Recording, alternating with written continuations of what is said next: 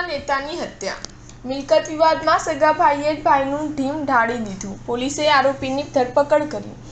વલસાડને અડીને આવેલા સંઘ પ્રદેશ દમણમાં ભાજપના નેતાની હત્યા થઈ હોવાની ઘટના સામે આવી છે.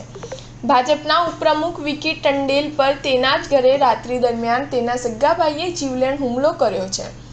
આ હુમલામાં વિકીને ગંભીર ઈજા પહોંચી છે, જેથી બૂમાબૂમ થતા પરિવારના સભ્યો અને પાડોશીઓ વિકી ટંડેલની મદદે દોડી આવ્યા હતા. જોકે હુમલામાં વિકી ટંડેલનું ઘટના સ્થળે જ કમકમાટીભર્યું મોત થયું હતું. તેના સગા ભાઈએ જ હુમલો કર્યો હોવાની પોલીસ ફરિયાદ નોંધાઈ છે, જેથી પોલીસે વિકી ટંડેલના ભાઈ અશોક ટંડેલની અટકાયત કરી છે. જમીન બાબતે ચાલતી અદાવતમાં ભાજપના નેતાની હત્યા કરવામાં આવી છે. સંઘ પ્રદેશ દમણમાં નાની દમણ તીનબત્તી પાસે રહેલા વિકી ટંડેલ કે જેઓ દમણ ભાજપના ઉપપ્રમુખ તરીકે સેવા આપતા હતા. ગત રાત્રિએ વિકી ટંડેલનું મિલકત વિવાદમાં તેના જ ભાઈએ ઢીમ ઢાળી દીધું હતું.